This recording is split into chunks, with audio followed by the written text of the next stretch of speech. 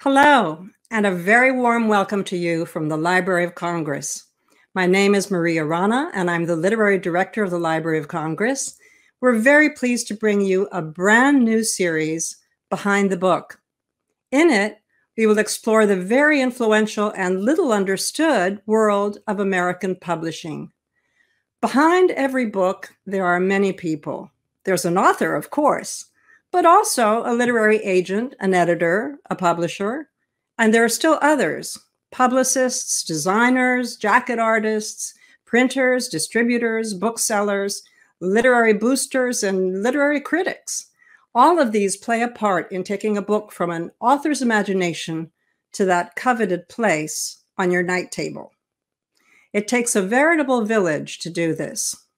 We'd like to take you behind the scenes and show you how the process works. As we go, we'll be introducing you to the unsung heroes, unsung to the general public, that is, but famous, even legendary within the industry, who do this important work. So we begin here by honoring the great American editors, those enormously talented individuals who take a book from the first glimmers of an idea to an admired, loved, even enduring work of literature. They're the gatekeepers, shepherds, eagle-eyed professionals who see a work in its rawest form, whether it's a concept or a sketch or a proposal, or perhaps even the first draft of a manuscript, and decide that it's worth a reader's attention and a publishing house's dollars. Editors find the talent, negotiate the contract, and then guide a book and its author through all the rest, perhaps even shaping an entire career. Our first great American editor is the very distinguished Robert Gottlieb, former president, publisher, and editor-in-chief of Alfred A. Knopf, a division of Random House. In his long, successful 65-year career, Bob Gottlieb has given us a veritable cornucopia of books by widely diverse authors. Allow me to just list a few. Nobel Prize-winning novelists Toni Morrison and Doris Lessing, for example. Short story master John Cheever. Spy thriller icon John le Carré. Science fiction writer Michael Crichton. Hollywood stars Lauren Bacall, Liv Ullmann, Katharine Hepburn.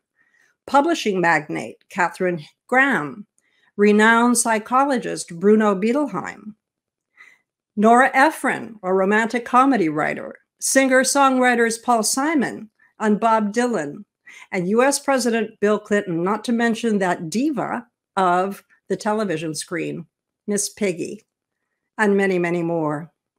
Robert Gottlieb began his career at Simon & Schuster Publishers, where he rose from a rookie to editor-in-chief in 10 short years. From there, he went on to a stellar tenure as an editor-in-chief and publisher of Knopf. He left for a few years to head up the eminent New Yorker magazine, but he never stopped editing books and continues that work to this day. Interviewing him for this program is his great friend and author of 45 years, the acclaimed presidential historian Robert Caro. Caro is known primarily for his Pulitzer Prize-winning multi-volume biography of Lyndon B. Johnson. Gottlieb and Caro began their relationship in 1974 with Caro's first book, The Power Broker, the biography of a man who single-handedly shaped, and some would say misshaped, 20th century New York. His name was Robert Moses. When Gottlieb signed up Bob Caro, The Power Broker was a gargantuan million-word manuscript. When he finished editing, it was 2/3 that size. The Power Broker became an instant American classic, winning Caro a Pulitzer Prize, among many others. Caro would eventually win 2 Pulitzer Prizes, 2 National Book Awards, and a flurry of other prominent laurels. His most recent book is Working, in which he describes his lifetime career as a biographer. We begin this segment of Great American Editors with tributes by 4 individuals deeply influenced by Robert Gottlieb. 2 of them are his authors, the 42nd President of the United States, Bill Clinton, and radio talk show phenomenon, Diane Rehm. 2 more are his colleagues, the powerhouse literary agent, Lynn Nesbitt, and Gottlieb's former colleague, Charles McGrath of the New York Times. Here then, to kick off the Great American Editors portion of Behind the Book, ladies and gentlemen, is the author of My Life and Between Hope and History, President Bill Clinton. Bob, I want to congratulate you as you're honored by the Library of Congress as the leadoff hitter in its Great American Editors series. It is so fitting that you're the first to receive this honor. I can say, obviously from personal experience, how brilliant you are as an editor, how you cut to the heart of every matter, how you manage to bring writers down off their perch without breaking their heart, and also how you make sure our punctuation is better and the words we use are proper. I've been learning from you now for nearly 2 decades. In every project, and especially our first, I have benefited from your love for the written word, your ability to dig to the human heart of any story, your understanding that when cuts have to be made, there are always ways to make up for them. Thanks for everything. I wish you could do this for 80 years, or 100, or forever. And I'm glad we had a chance to do something together. To this day, I'm not sure how I got lucky enough to have Bob Gottlieb as my editor. All I know is I went to New York City with my agent to meet Sonny Mehta. And as we were going into Sonny's office, we ran into Bob in the hallway. And then he came into Sonny's office with us. I don't know whether that was planned or not. I had no idea who he was or what he was doing in the room with so many other folks from Knopf. Bob and I immediately hit it off and began talking while the others just sat and listened. And the next thing I knew, Bob Gottlieb and I began to work together. What I do know is that this is a man who makes me think, and think hard about everything I say and write. Always gentle, with just a tiny bit of nudging. He got out of me what I didn't know was in me. Now, after more than 20 years and 4 books together, I'm so proud not only to call him my editor, but also my friend. So in my experience, editors tend to come in one of 2 varieties. There are the fine tuners, the people that are really good at the small stuff, the punctuation, the smoothing out of syntax, the precise word choice. And they do this in the belief that if you just take care of that, the big picture will solve itself, that everything is in the details. Then on the other hand, there are the editors who are really good with the big picture, who believe in structure, and if you get the structure right, you get the arc of the story or the novel right, then the little stuff will take care of itself. And in fact, you need both. The ideal editor is somebody who's good at both, and Bob Gottlieb amazingly is good at both. I've never seen anyone with quite his degree of expertise in both things. He has an instinctive sense of structure, but he also is not afraid to dig in and mess around with the small stuff. He'll sweat the semicolons all day long. And so he's a full service package. You can't ask for a better editor. He has something else too, which is, it may seem odd if I say this, but he has a great ear. He knows what good writing should sound like. And finally, he's unbelievably fast. Bob seldom let a writer go longer than 24 hours without getting back to him or her. And I mean, not just with an article for the New Yorker, but with a book manuscript. He would be back to you, if he could, within a day. And as someone who is himself a writer sometimes and has written for Bob, I can't tell you what a gift that is. The bad news is best delivered quickly, and good news, of course, can't come soon enough. And so Bob was brilliant at that. And it had to do with, of course, the fact that he himself was a very fast reader. And of course, also, and he's read everything. So when Bob brings that powerful intelligence to bear, it's not just spur of the moment. It is a lifetime of reading and thinking about writing that's brought to bear on the project. And I had the unusual experience after I left the New Yorker and after he had left the New Yorker of having Bob write for me at the book review, where he became a very valued contributor. I could always rely on Bob to A, do his homework, and B, turn his piece in on time. But it should also be said that Bob was, as a writer, Bob was as needy and as neurotic as any other writer. So Bob the editor and Bob the writer, I sometimes think, are two different people. Bob Gottlieb was and is the gold standard for editors. Why is that? First, he is widely read in the greatest world literature, as well as widely read in many more popular genres. Nothing escapes Bob's attention or his ability to point out what is wrong in a writer's work and how best it could be corrected. Bob extends his brilliance, his energy, and his passion to help writers bring their best work before the public. That's a very important asset in an editor, and one that, as an agent, I relied on always with him. Bob always spoke the truth. He never tried to mince words or say that something was better than he thought it was. But on the other hand, he was positive and gave the writers something that they felt they could take away and improve. I think it's important to note that Bob was a great editor for fiction and nonfiction. Too many editors today specialize. They only do fiction or they only do nonfiction. To Bob, and I think to me, good writing is good writing, whether it's fiction or nonfiction. He is there. He is our helper. We're all in this together. I so appreciate that.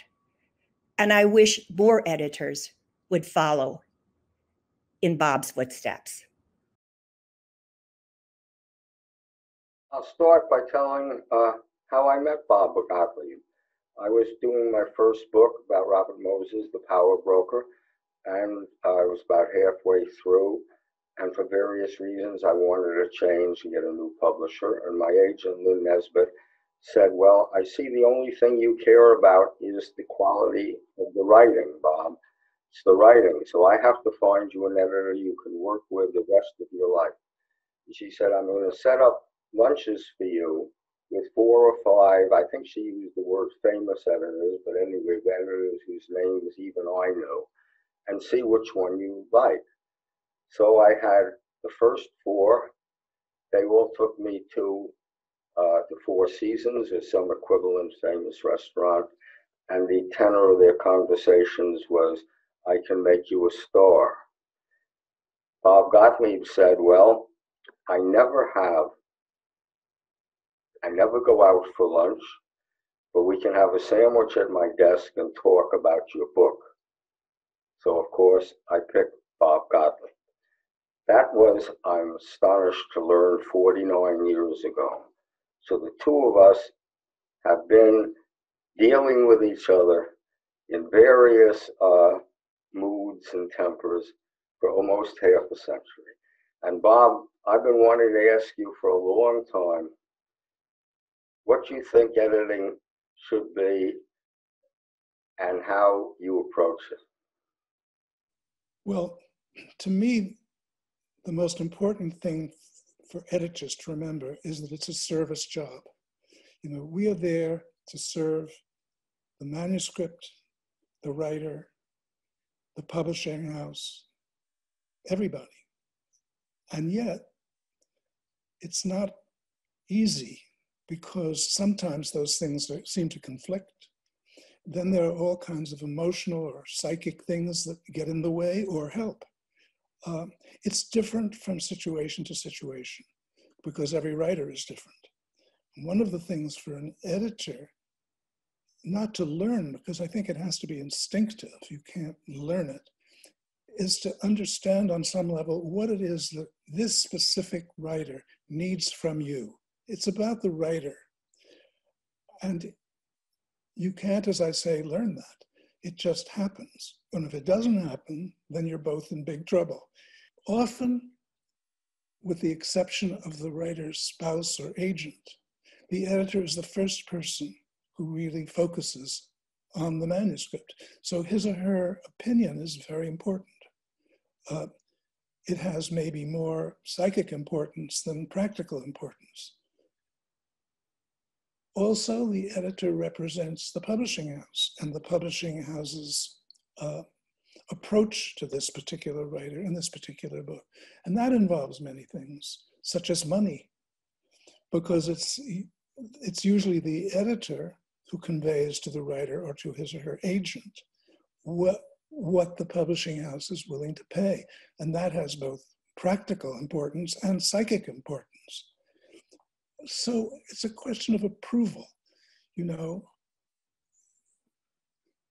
do you, the writer, believe on some level, conscious or unconscious, that the editor is in real sympathy and has real understanding of what it is that you're trying to do?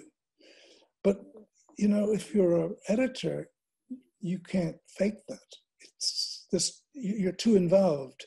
It takes too many steps over a period of a year or even more, in which a book may be developed. With the power broker, as you will remember, we worked for a very long time. I spent 1 year, and I'm quick.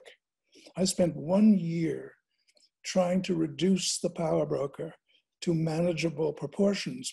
So that was a full year. Meanwhile, you were working. And then came the period in which we had to torment ourselves by going through those cuts and reductions and compressions that I was advising to get to the promised land. And you know, eventually we did.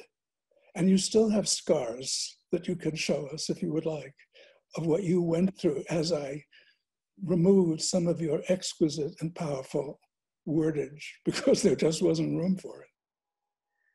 But you know, looking back on that, we did work for a year.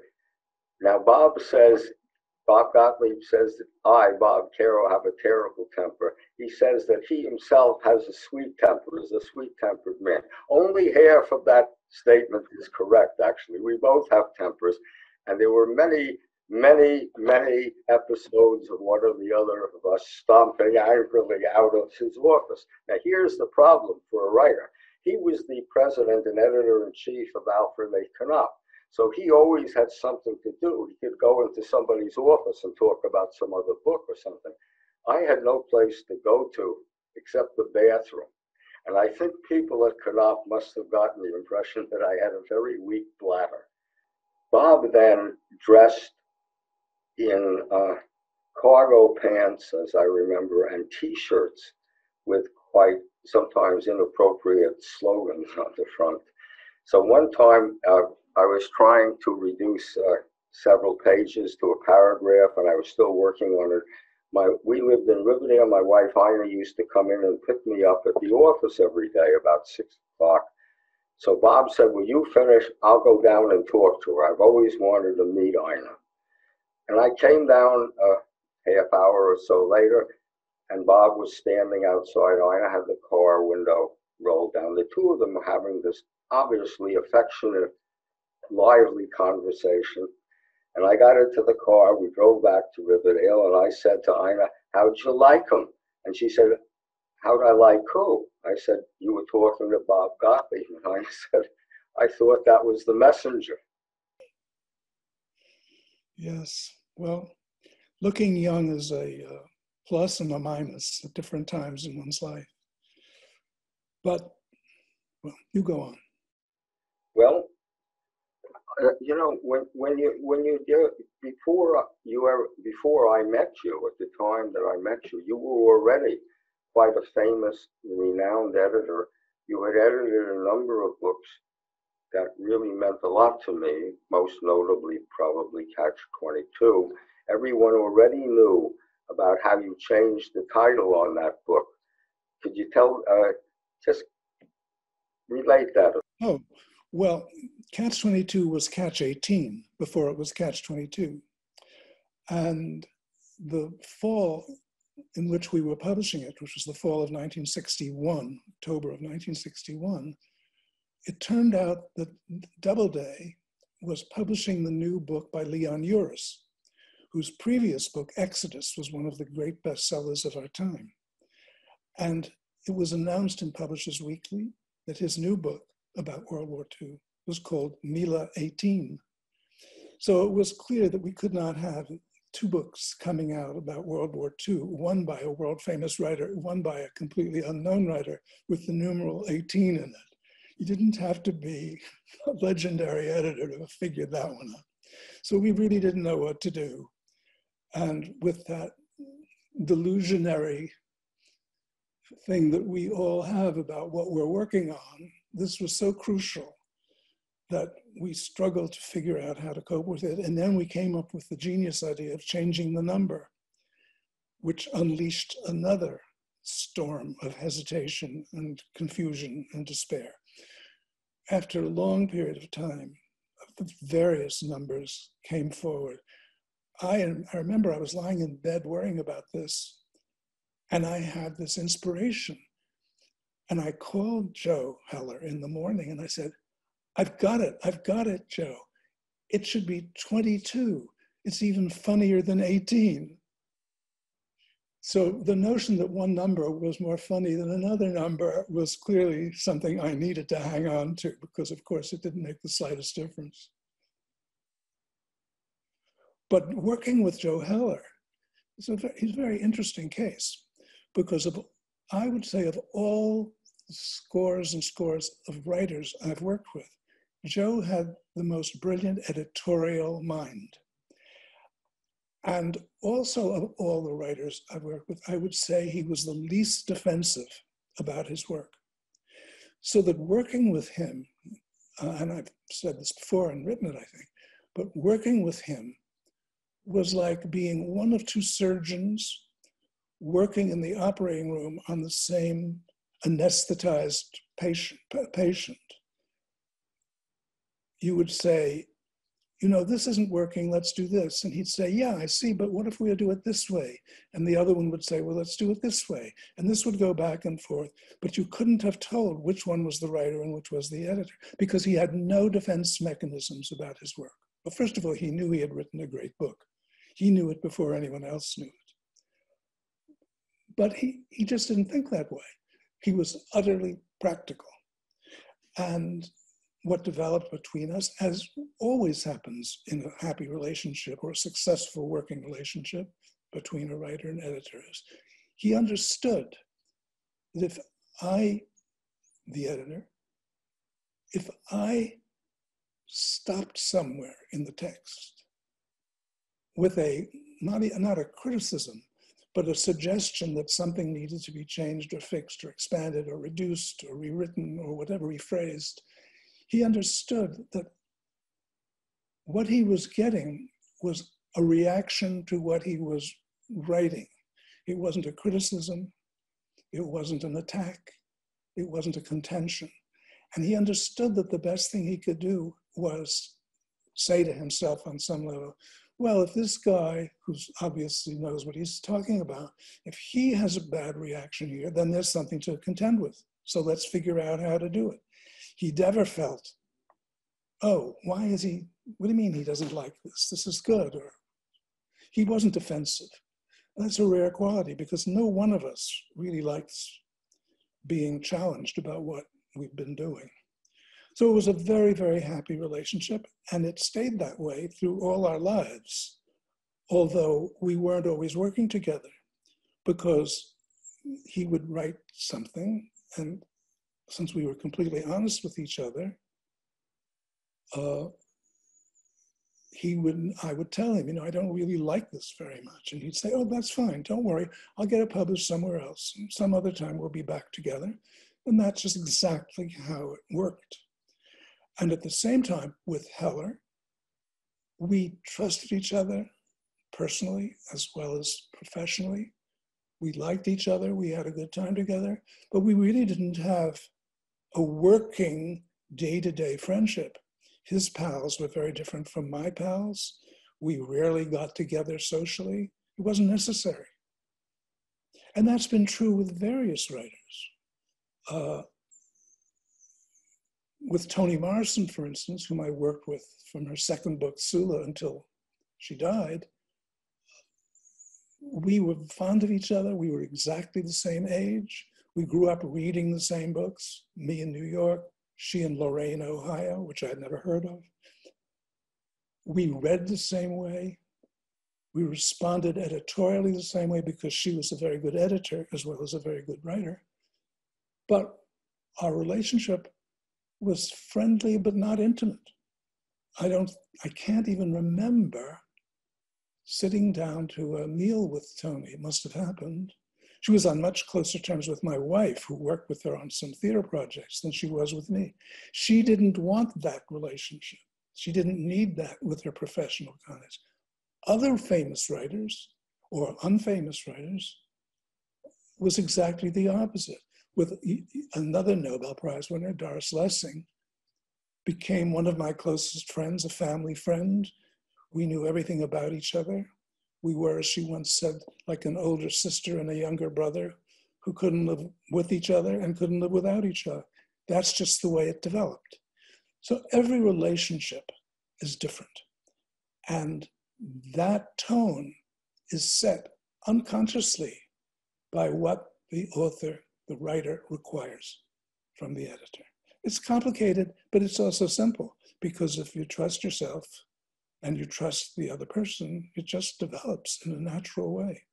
Bob and I see each other, this Bob, see each other for lunch occasionally, but we don't, to use a horrible word, socialize. And there's a good reason for that. I have been, all these years, I was in the office every day, bombarded by people. And what I needed to do in the evening was to be quietly on my own working, because all editorial work gets done at home, or succumbing to my other passion, which is ballet, out at the ballet. I didn't need dinners and parties. I hated them. Whereas Bob was locked into an office with himself and his manuscript, and his way of escaping was to see people and have fun. So there it is. We suited each other, except when we didn't. So one thing that's really notable when you talk to other writers and how other editors work is how quickly you get back to writers about their manuscripts. Well, that seems to me absolutely crucial. And whenever I talk about editing publicly or to young editors who turn up in my world, it is essential, because if you have ever written anything and it has been shown to an editor or a publisher, you know the torment of waiting for a reaction.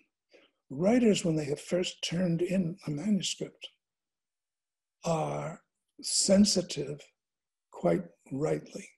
They need to know. And since I am luckily someone who is a crazed avid reader, I can't wait to read it.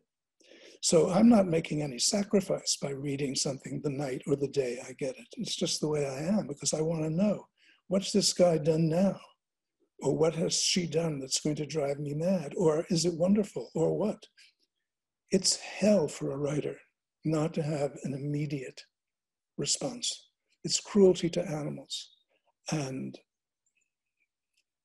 it also, as it turned out, when I was a young editor, it turned out to be important to my career because agents submitting manuscripts, writers who talked to other writers, understood that they would get an immediate reaction. But it wasn't a policy on my part. It wasn't a tactic or strategy. It was just the way I was. And that was a good thing. And it was a good thing for writers too. I remember once, I think it was with John McPhee, when I was at the New Yorker, he gave me a big hunk of stuff. And I called him that evening to talk about it at home. And he couldn't really believe I'd read it. But when we talked, he realized I'd read it because I wanted to know what he had written. That's the way it should be. You know, I don't know that people in general know how rare that is. Well, I didn't know it was rare. Why should it be rare? I'm sorry? I say, I didn't know it was rare. It was just... Well, before I met you, when I had another editor, I was working in the New York Public Library in a place called the Frederick Lewis Allen Room. At the next desk, I'd never written a book. This was my first book. And at the next desk was Susan Brownmiller, who was writing her later famous book called Against Our Will, Men, Women, and Rape. And we used to bet each other. We'd call our editors and we'd make a bet as to which editor would call, or we'd give some manuscript in, and we'd make a bet as to which editor would call back first. And sometimes we had them wait weeks to settle that bet. I live in a world of writers who are, you know, they say they tell me they've handed in their manuscript, and I've learned not to say to them, ask them even a couple of weeks later, what does your editor think? Because too often the editor hasn't even responded.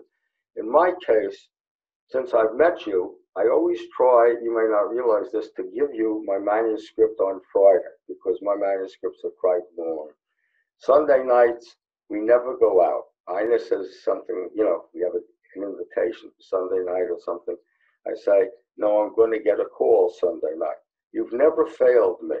No matter how long my book is, I always get your sometimes acerbic comments by Sunday night. And that's quite a rare thing. People in the public might not understand how important that is. What you just said, the psychic need of writers. This is the first person they've shown it to get a response.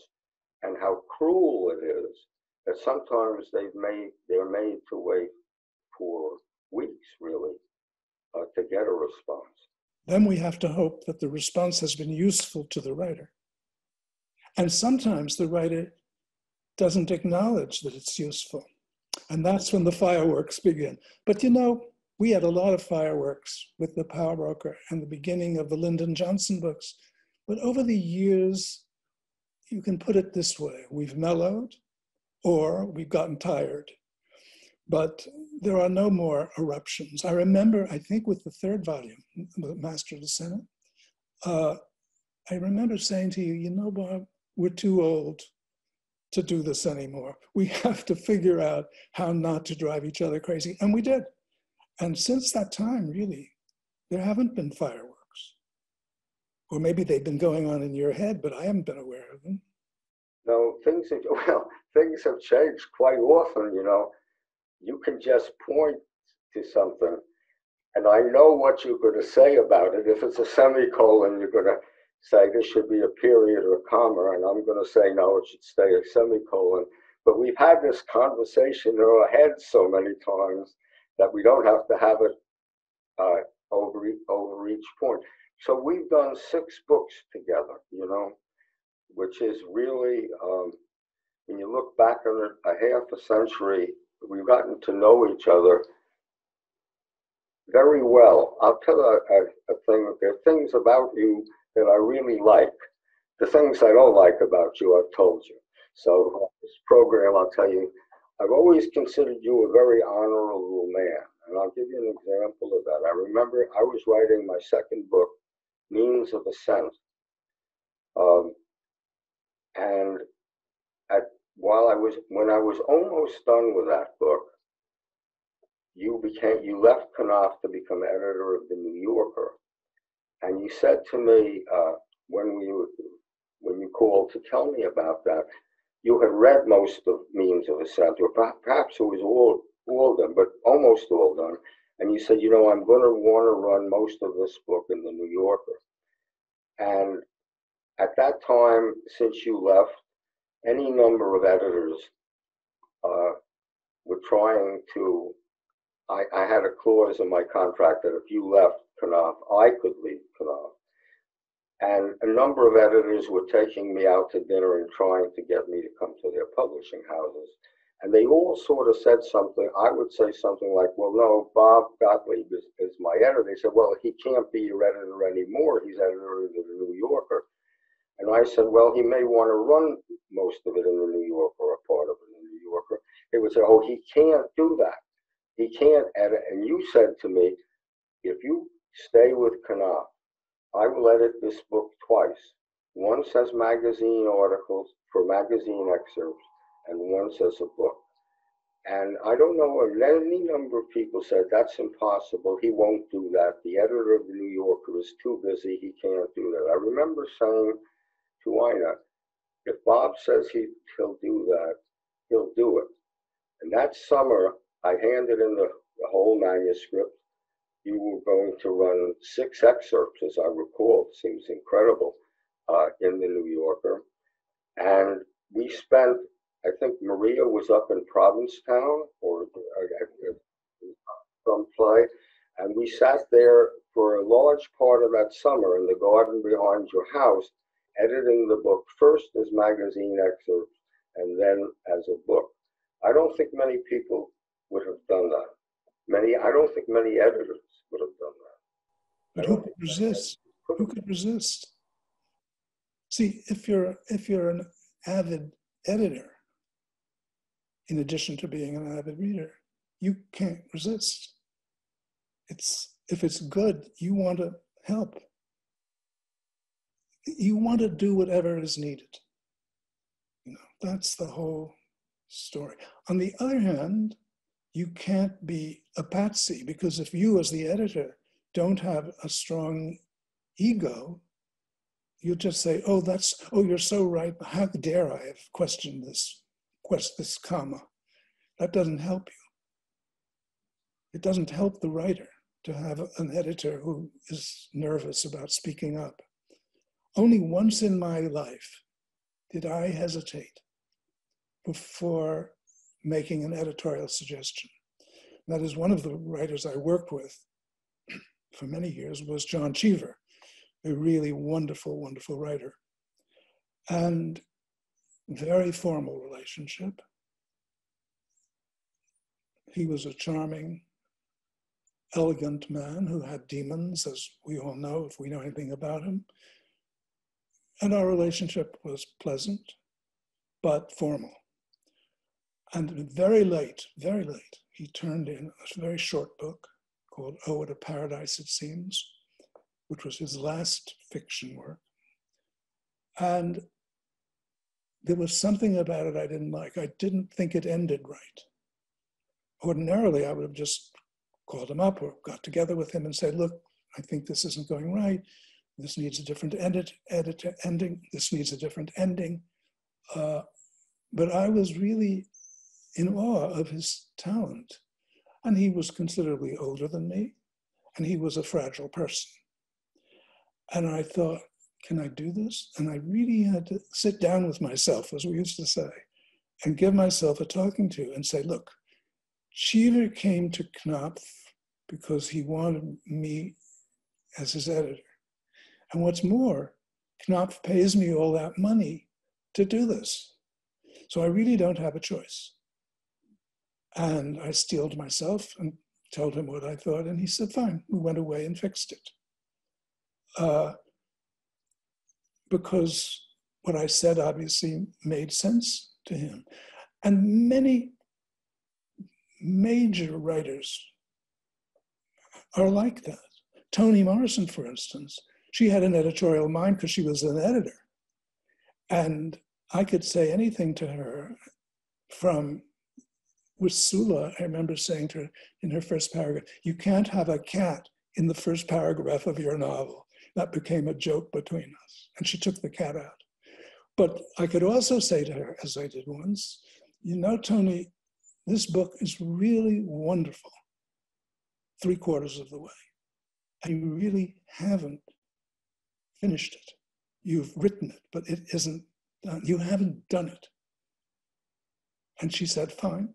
And she took it away. And she wrote, or you could say rewrote, the end of the book. Because she wasn't defensive, because she had an editorial mind too. It's more, well, we won't go into it. The thing is, she had an editorial mind the way Heller had an editorial mind. I don't know whether Bob Caro has an editorial mind, because I've never seen his mind applied to editing as opposed to being edited. But look, we've got there, we're there. We just both have to hold out for volume 5 of Lyndon Johnson. And as I'm perpetually saying to him, since I am a little older than he, actuarially, we have to worry about me more than you, but we don't have to worry because there are other editors, particularly our beloved Kathy Horgan, who has backed me on all of his books and knows Bob very well, and they're close friends. But no, he just has to finish it. And I have to hope I'm around to help him at the end. Well, I'm trying to think of an example. You know, people talk at Knopf, because people who've been there a long time, Bob, still talk about our arguments, about apparently our voices occasionally were raised enough so they could be heard in other offices, and about us stomping out of the office. But the thing is, and people have actually wondered how it is we stayed together since we have had so many arguments. If we disagree on something, let's take something really simple. Let's say I have a semicolon. I know you think I always use too many semicolons. But if you want to change, let's say I don't want to change. I think it's wrong. The thing is, unlike other editors, what I hear about other editors, you don't go on to the next thing. You don't say, oh, it's your book, do it whatever way you want. You argue your point. And in arguing your point, you make me think about why I've done it the way I've done it.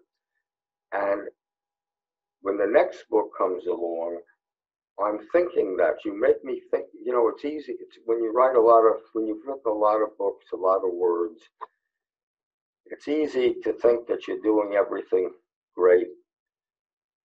But when I'm doing stuff, if there's a controversial point, if there's something that I wonder about, I realize that you're going to make me think it through and explain it and defend it. And to me, that's very valuable, because when you become an author and you've done a number of books, people want to keep complimenting you. I don't have to worry about that. No, you know, one of your absolute fantasies is that I have never complimented anything you've written. Where this crept into your head and why you need to believe that, I do not know. But that's between you and your therapist. Look, everybody reacts differently, and you can't know in advance. My favorite exchange with any writer took place between me and Bill Clinton, whose autobiography I edited. And he was living up where he lives, and I was in New York, and manuscripts was flying back and forth by messenger, and I was writing in the margins, and he was responding. Luckily, we were both night owls, so we could talk at midnight when we were both happy. And at one point, I wrote in the margin, Bill, this is the single most boring page I have ever read. And he sent it back, and he had written under that, no, page 511 is more boring. So by that time, of course, we knew each other very well. But he loved that story. And when he was promoting the book, he was always citing it, which is why I can't, because you don't, if you're an editor, you don't talk about publicly. You don't publicly talk about your interventions. It's not your book, it's not public material. It's like Secrets of the Confessional. But since he was happy with that exchange being public, I was happier to make it even more public, as I am now. But that was Bill Clinton. That's not where his ego was. And he loved writing, and he was a careful and devoted writer, all in his absolutely indecipherable handwriting. He was left-handed, and he wrote like, well, you can't see it, but he wrote upside down on long yellow pads, and only his assistant could read it. I certainly couldn't. But he was great to work with. That writers and editors are always at swords points. It just isn't true. You know, they have the same goal, and unless they're nuts, they're eager to pursue it as far and as long as they can. It's generally a happy and collaborative relationship, not a relationship, as I say, that's a conflict relationship. That's been my experience through, I would say, 90% of my editing life. Occasionally, no. And occasionally, and it's painful, one finds as an editor that you find as an editor that you're not really on the same wavelength as the writer.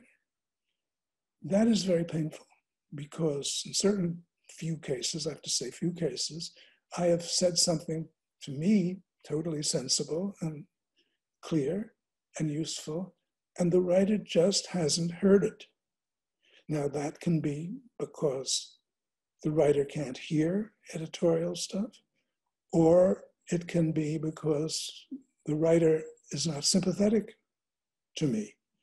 Horrible thought, unbelievable, and yet it has happened. And at that moment, you say goodbye to each other because only tears can follow. And again, and this is really important, different writers have a different degree of interest and ability in rethinking or rewriting. A key example for me is there was one time when I was editing for years the two major English spy novelists, John le Carré and Len Deighton. Le Carré, whose real name is David Cornwell, but David, he loved rethinking and rewriting. He waited for those moments. And it was an important instance when I was working with him on Tinker, Tailor, Soldier, Spy. He had a fabulous character, a retired spy named Connie Sachs. It was just a brilliant characterization. And I said to him during the course of our discussions, you know, this is a great character, I want more. He said, don't say another word. So a couple of weeks later, he sent me in something like 25 or 30 new pages about Connie Sachs. And I remember calling him, he was saying, this is just great, but now it's too much. We have to pay. Is it fine? So he was excited at the prospect of doing it, and he reveled in it, and he did a fabulous job. That was spy novelist John le Carré, spy novelist Len Deighton, a much more easygoing, uncomplicated person, a worker, no ego of any kind. In one of his books, he wrote, so-and-so on page 67 was shot and killed. And then, as I told him, on page 150, whatever it was, this character turns up at a cocktail party. And I said, Len, there's a problem here, blah, blah, blah, blah, blah. And he said, oh my God, that is so brilliant.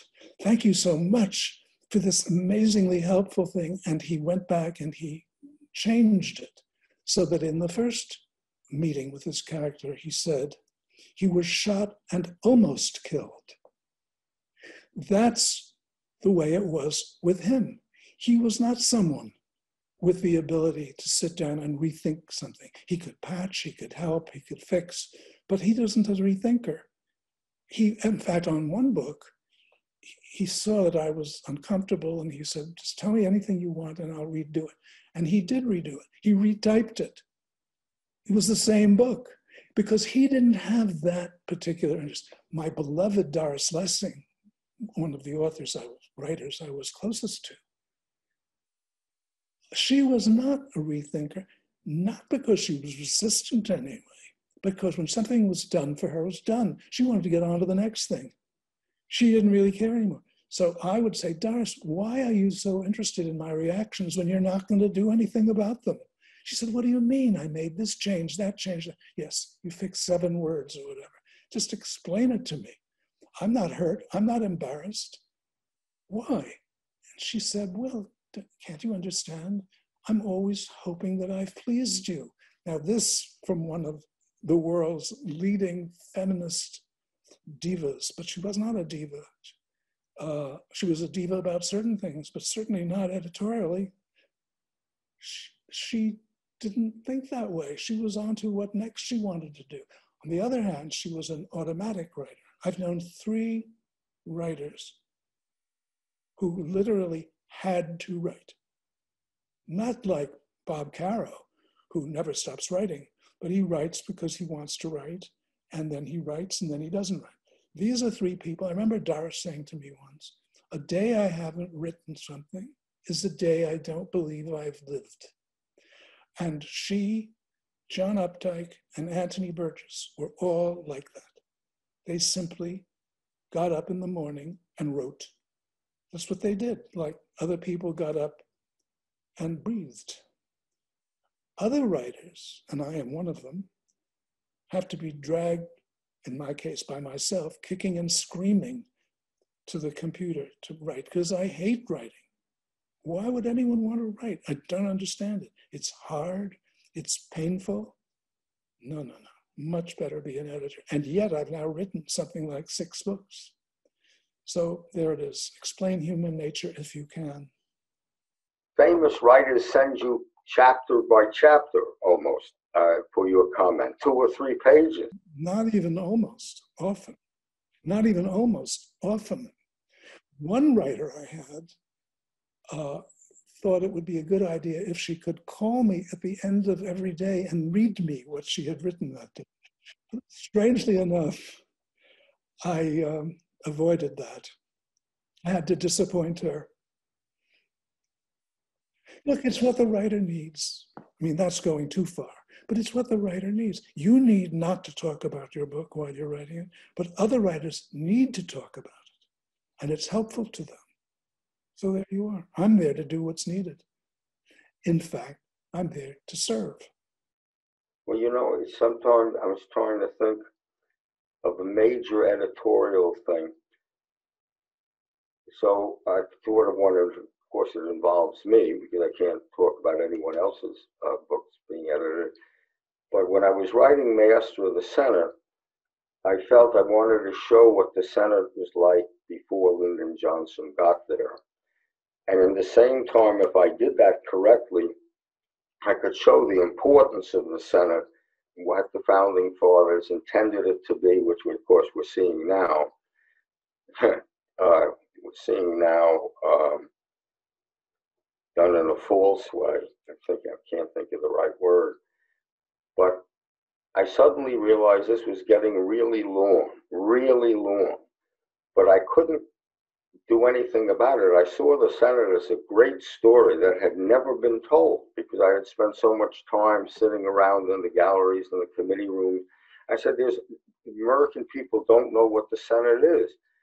And suddenly I realized I was up to, I think, about 75,000 words, and which is in book pages, something like 100, I don't remember, 110, 115 pages. Well, I can't put this at the beginning of the book. Nobody is going to read the book. Nobody.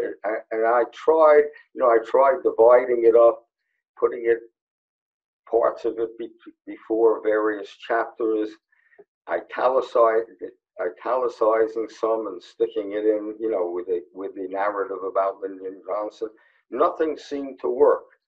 And I didn't know what to do about it. And I said, you know, the beginning of this book is where it belongs, but it can't be there. But I don't know what to do about it. And I left it there and handed it in to you. And you came back with comments, but none of it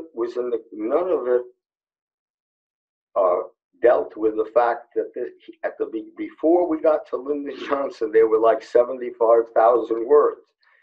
And we were editing the book, and I brought up this point, and you said something like, but that's the only place it can be, which was my thinking. So sometimes we're on exactly the right page, but I don't believe many editors would have said that. You know, they would have thought in more conventional terms. We can't have 75,000 words before Lyndon Johnson. But Bob, you're not conventional.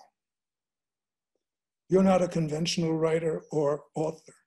So what does it matter what's conventional? What I remember was after you had finished the first volume of the Lyndon Johnson series, you were preparing for the second, and I remember you saying to me, you know, the story of the, quote, stolen election, unquote, the senatorial election, is so wonderful. He said, you know, if I really wrote it, it could be 100,000 words. And I said, well, write it. And we made a book out of it. You know, that became the second volume. And it was a great story. We quarreled about certain aspects of it, but not about the fact that it should be a separate volume or that it was a wonderful story. In order to get enough money for me to finish The Power Broker, because I was quite broke at the time, I signed you had to have a two-book contract, one for The Power Broker about Robert Moses and one about Fiorello LaGuardia. So I can never... Better explain to people who Fiorello LaGuardia was, because most people today have never heard of him. Fiorello LaGuardia was this very colorful and wonderful mayor of New York City. But when I started writing the book after The Power Broker was published, I couldn't stand doing it. And I remember saying to Ina, my wife, you know, I've done this all already in The Power Broker. I can't stand doing this again. And by this time I had realized that what I was really trying to do with my books, the realization came late, was to show how power works in various aspects of American life. Robert Moses was urban power, power in cities. Lyndon Johnson, I wanted to show national power, and I wanted to do it through Lyndon Johnson because he understood power better than anyone else in the second half of the 20th century. I said, but I've got this contract, they're never going to let me out of it. But I really want to be doing Lyndon Johnson. And you called me. I got a call from you, and you said, I still remember what you said. You said, now, Bob, I have something I want to talk to you about, and you're not going to lose your famous temper. Promise me you're not going to lose your famous temper until you hear me out. So I said, okay, and I drove in, and you said to me, in effect, you know, I know you were dying to do Fiorello LaGuardia, but there's another topic I think you should be doing. I don't think you should be doing LaGuardia. I think you should be doing Lyndon Johnson. So there have been times in our life when things just absolutely mesh between us. Well, yes, that was fortuitous, wasn't it?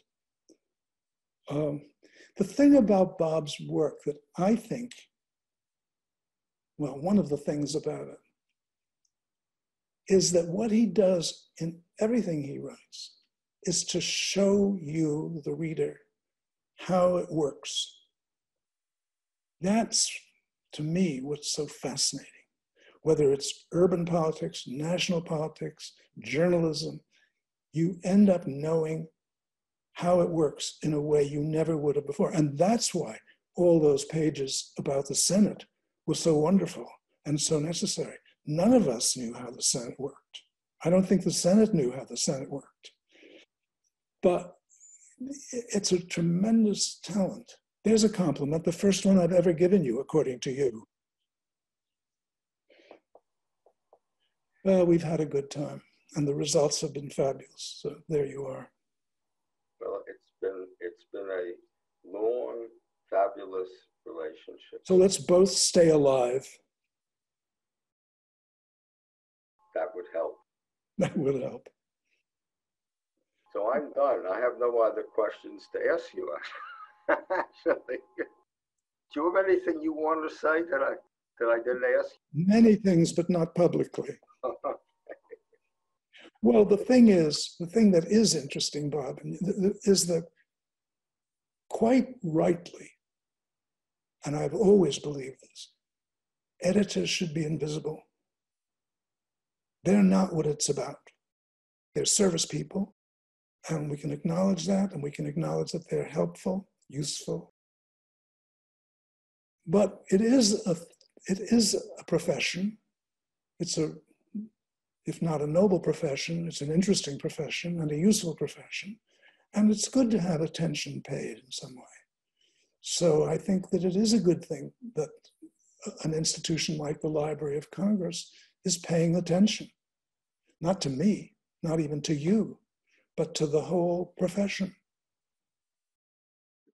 Bob, I'm glad we had this hour together. I think it's a very valuable thing. Editing is something that people don't understand. Not only the general public, but I think a lot of people in the profession, what editing should be. I think you've just given an explanation of what it should be, why your writers are so devoted to you, and why it's really fitting that the Library of Congress chose you as the first editor to be honored in this series. Thank you.